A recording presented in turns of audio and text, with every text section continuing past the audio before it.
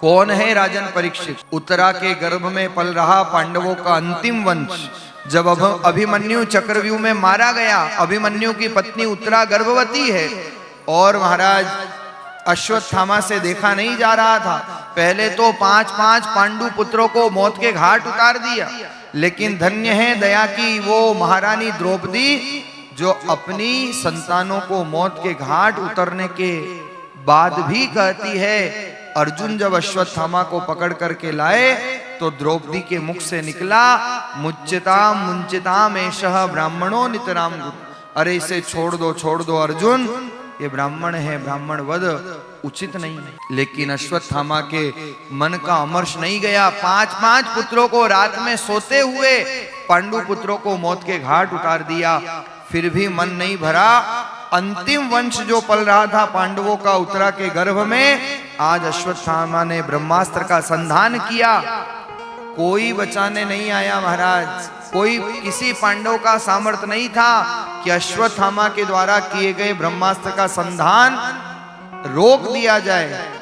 उत्तरा ने देखा जब कोई रक्षा करने वाला नहीं है, संसार के सारे दरवाजे बंद हो जाएं, तो भी महाराज महात्मा और परमात्मा का दरवाजा हमेशा खुला रहता है, वो द्वार कभी बंद नहीं हुआ करता। और उत्तरा ने देखा कोई बचाने वाला नहीं, हाथ जोड़ करके प्रार्थना की, हे द्वारिकाधीश, हे प्राणनाथ रक्षा करो, हे ठाकुर, हे द्वारिकाधीश पधारो। इतना कहना हुआ भगवान गर्भ में प्रवेश कर गए। ब्रह्मास्त्र का संधान जो किया था उसका प्रभाव नहीं होने दिया। गर्भ में पल रहे उस बालक की रक्षा की और उत्तरा के गर्भ से आज साक्षात भगवान के लाडले भक्त परीक्षित का आविर्भाव होता है। देवता लोग पुष्पों की बरसात करते हैं, जय जयकार करते। बोल परीक्षित जी महाराज की जय। राजन परीक्षित का आविर्भाव हुआ। जन्म लेते ही अद्भुत गुण थे महाराज। महाराज युधिष्ठिर ने राज्याभिषेक कर दिया, राज्याभिषेक किया और महाराज यहाँ पर वर्णन मिलता है अधिकारी के जितने लक्षण हैं सारे परीक्षित के अंदर दिखाई देते हैं। परीक्षित का जन्म जब हुआ और भगवान जाने लगे ना, तो कुंती ने आकर के भगवान के चरण पकड़ लिए, कहा प्रभु मैं आपको पहचान गई हूं, मैं जान गई हूं आपको। कुंती ने कहा आज नई कौन सी बात जान ली, सारा संसार जानता है तू मेरी बुआ, मैं तेरा भतीजा, आज कौन सी नई पहचान निकाल ली। कुंती ने हाथ जोड़ करके कहा प्रभु कब तक छिपाओगे, कब तक मेरे से आंखें चुराते रहोगे। अरे मैं जानती हूं मेरे पुत्रों को लाक्षागृह में बचाने वाला कोई है तो आप हो, इन पांडवों की रक्षा करने वाला कोई है तो आप हो। प्रभु क्यों इतना कष्ट देखते हो हमारे। भगवान ने देखा कुंती के नयन सजल हो जाते हैं, नयन भर आए। कुंती भगवान की आज सुंदर स्तुति कर रही है। कृष्णाय वासुदेवाय हरये परमात्मने प्रणतः क्लेशनाशाय गोविंदाय नमो। क्या कुंती ने स्तुति की है, भगवान को प्रणाम किया। भगवान प्रसन्न हो गए, कहा कुंती जो चाहिए मांग लो, क्या तुम चाहती हो, जो चाहती हो मांग लो। लेकिन क्या मांगा महाराज, कुंती ने उल्टी गंगा बहाई है। सारा संसार क्या चाहता है, सुख चाहता है। हर व्यक्ति भगवान के सामने हाथ जोड़ करके यही कहता है भगवान सुख दे दो, चैन दे दो, समृद्धि दे दो। लेकिन कुंती ने ये नहीं मांगा। कुंती कहती है प्रभु अगर देना है तो विपदः सन्तु न शश्वत तत्र तत्र जगद्गुरो भवतो दर्शनम यस्यात् न पुनर्भव दर्शनम। प्रभु संसार का सुख मेरी झोली में मत डालना, क्योंकि सुख आएगा तो मैं आपको भूल जाऊंगा। जब जब भी दुख आता है ना, तभी आपकी याद आती है, तभी आपका स्मरण होता है। इसलिए प्रभु संसार की सारी विपदा मेरी झोली में डाल दो, मेरे आंगन में डाल दो, क्योंकि जब जब दुख आएगा तब तब मैं आपको याद करूंगी, तब तब आपका स्मरण करूंगी। कुंती का भाव यही था, वाह सुख पर पत्थर पड़ो जो हरि हृदय से जाय, बलिहारी वा नाम की, बलिहारी वा दुख की, जो पल पल नाम लिवाय। अरे वो दुख अच्छा है जो कम से कम भगवान की याद तो दिला देता है। कितना सुंदर आपका ये गांव, ग्रामीण अंचल विजयपुर, चारों तरफ से महाराज पर्वतों की ये श्रृंखला और बीच में ये पावन सुंदर स्थान, भगवान नरसिंह का ये पावन प्रांगण।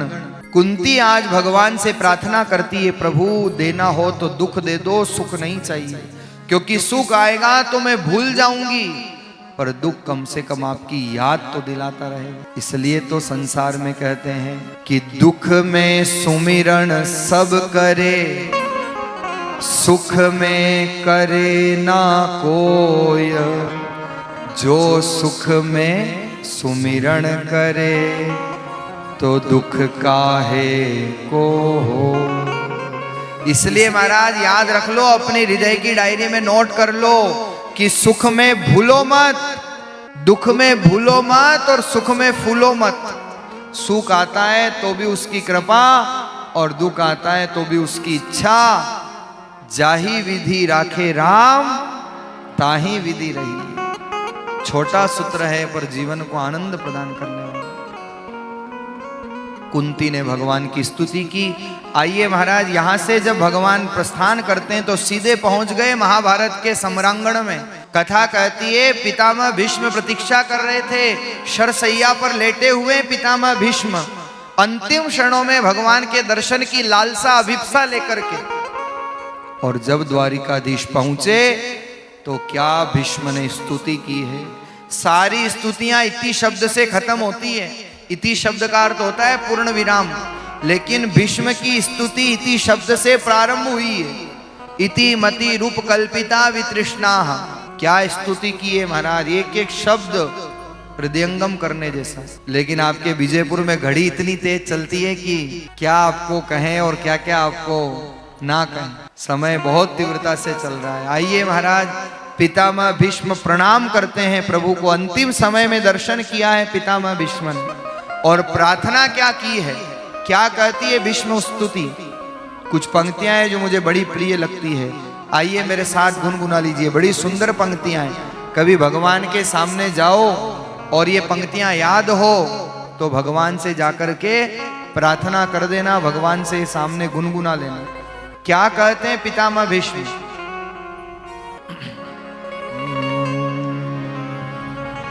सभी साथ में गाइएगा, सभी बोलिएगा, बड़े सुंदर भाव है।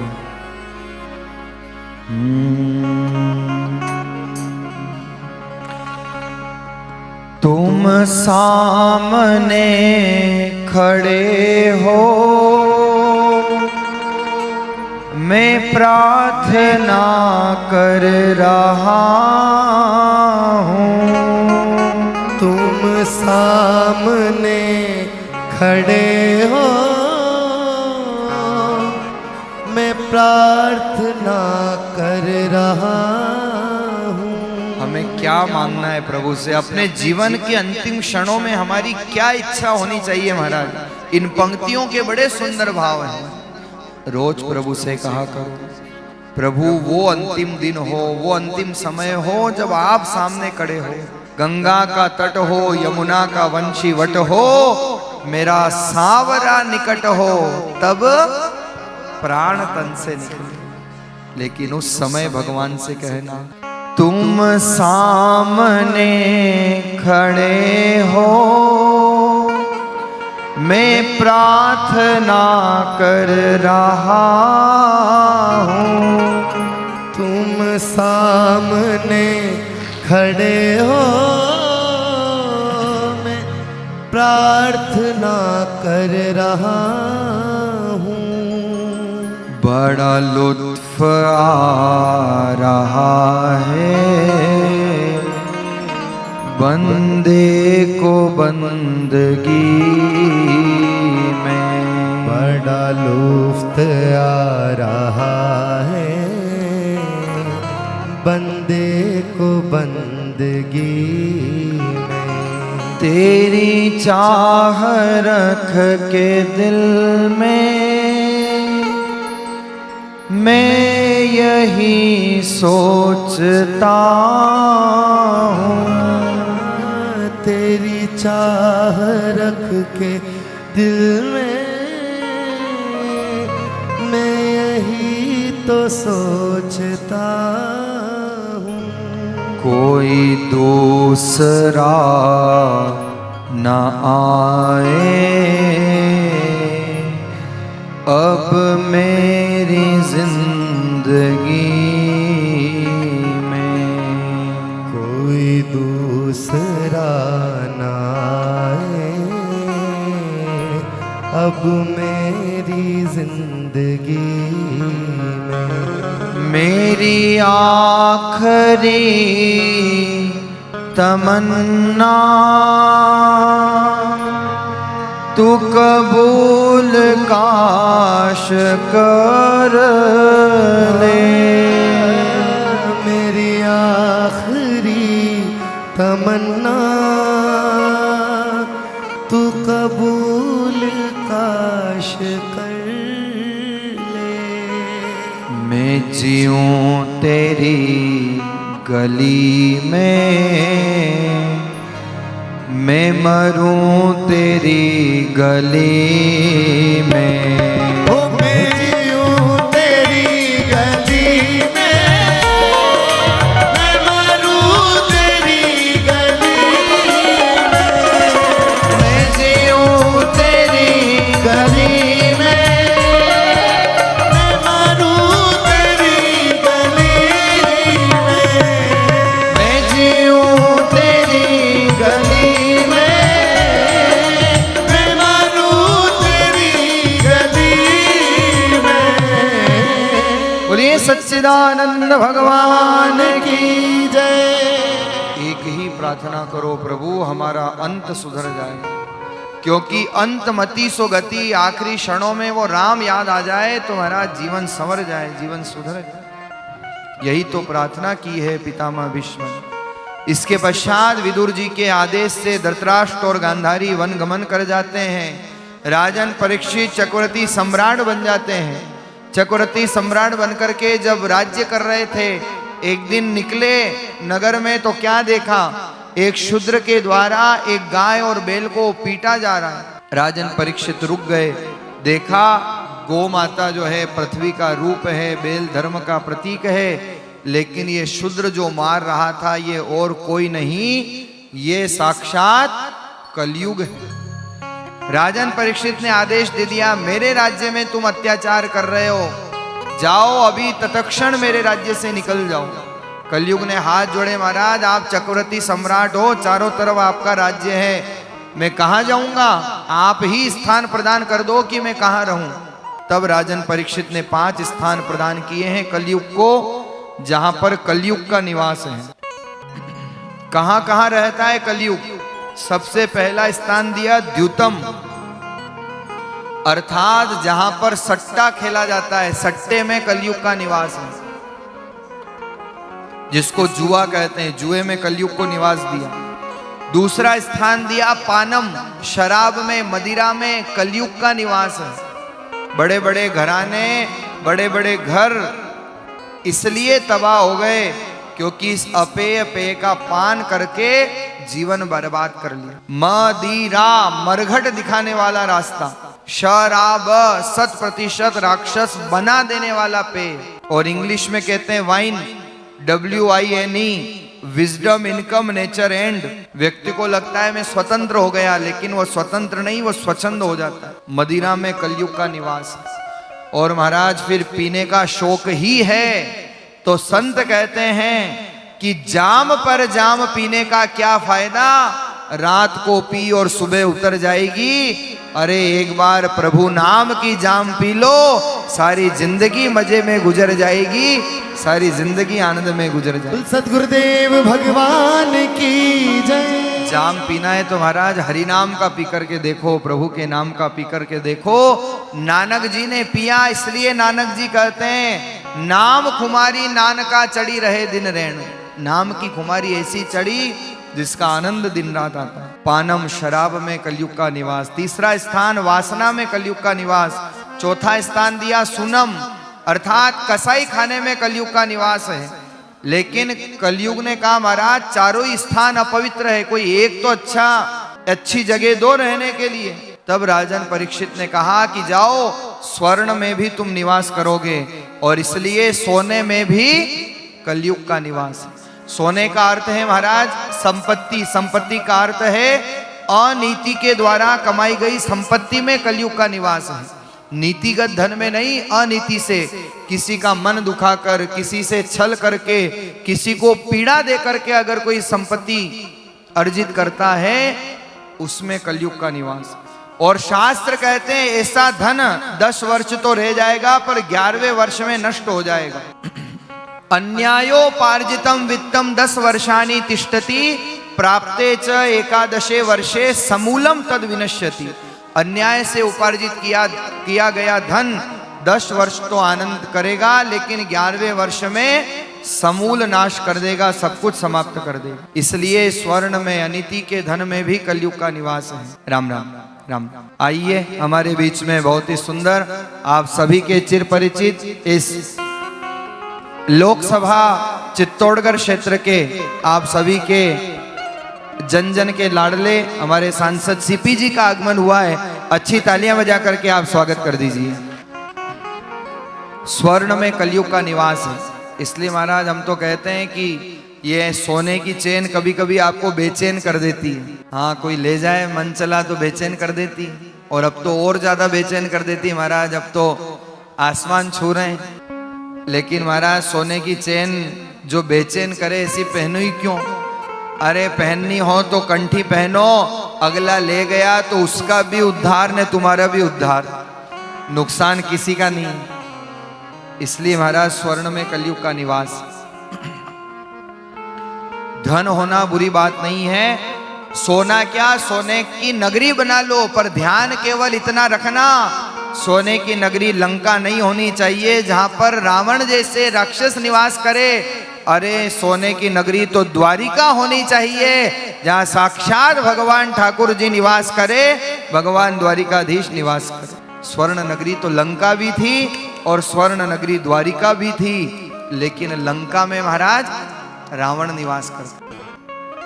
अभी अभी हम महाराज 5 अप्रैल से 13 अप्रैल श्रीलंका की यात्रा पर थे, तो श्रीलंका की यात्रा से जब लौट करके आए तो लोगों ने पूछा महाराज सोने की लंका देखी क्या? मैंने कहा सोने की लंका तो नहीं देखी, पर रावण के महल जरूर वहां देखे, अभी भी हैं कई प्रतीक चिन्ह आज भी लंका में।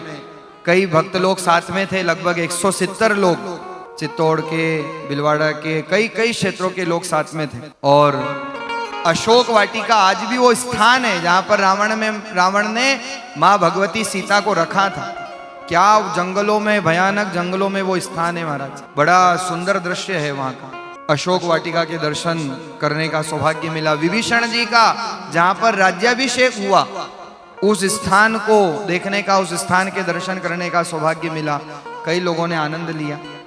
और सबसे अच्छी बात जो मुझे श्रीलंका में लगी, जो अक्सर मैं अपनी कथा में श्रीलंका से आने के बाद कह रहा हूँ, शंभुपुरा कथा थी वहां भी मैंने कहा, आजकल हमारे यहाँ क्या परंपरा हो गई महाराज, आप लोग मिलते हो तो क्या करते हो?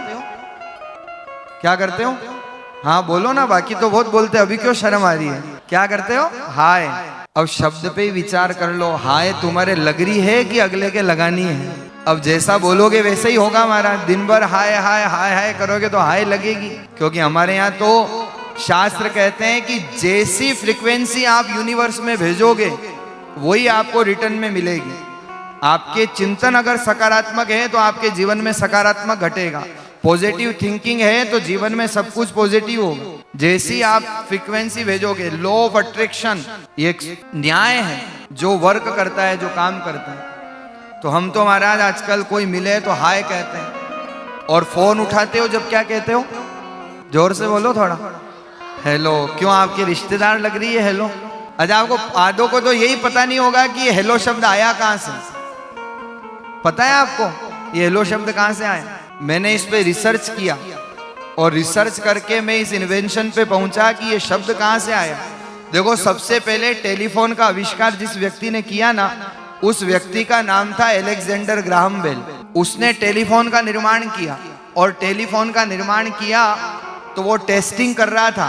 कोई भी इन्वेंशन होता है तो उसकी टेस्टिंग होती है ना, तो टेस्टिंग कर रहा था टेलीफोन की। अब करे किसके साथ? जो घर में होवे उसी के साथ करें। तो एक तरफ तो वो अलेक्जेंडर ग्राहम बेल खड़ा हो गया, और दूसरी तरफ उसकी घरवाली थी महाराज, उसका नाम था हेलो। तो वो उठा करके उसको आवाज लगा रहा था हेलो।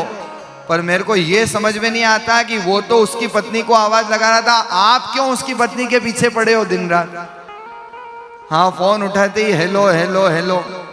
इसलिए महाराज हाय हेलो छोड़ो, राम राम बोलो, जय श्री कृष्णा बोलो, जय चारभुजा नाथ बोलो। ये हमारी परंपराएं हैं। आज आपके बच्चे भूल गए, आज आप घर में भूल चुके हो महाराज। हमारे यहाँ मेवाड़ में क्या परंपरा है? 2 दस्तक 1 मस्तक, राम राम सा। कोई मिलता है तो राम राम सा। अपना भी उद्धार, अपने मुख से भी भगवान का नाम निकलता है, सामने वाले के मुख से भी निकलता है। लेकिन आजकल तो महाराज रामा श्यामा चला गया नमस्कार, हाथ मिलावे ने झटका देवे थैंक यू बोले बारंबार। रामा श्यामा तो चला ही गया, आजकल कहाँ बोलते हैं।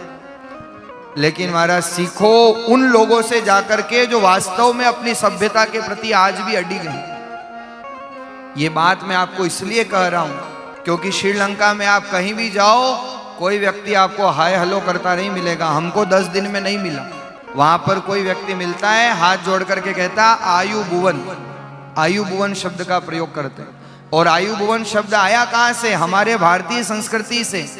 आयु भुवन का अर्थ है आयुष्यमान भव, उसको उन्होंने शॉर्ट कर दिया आयु भुवन। तो आज भी वो हाथ जोड़ करके आयु भुवन शब्द का प्रयोग करते हैं। हम तो महाराज धीरे धीरे संसार, संस्कार, संस्कृति, मर्यादा को छोड़ते जा रहे हैं। आप बाली जाओ, इंडोनेशिया में, बाली में हर हिंदू जब मिलता है या कोई वो ग्रीटिंग्स करते हैं, उच्चारण करते हैं, तो ओम स्वस्ति अस्तु शब्द का प्रयोग करते हैं।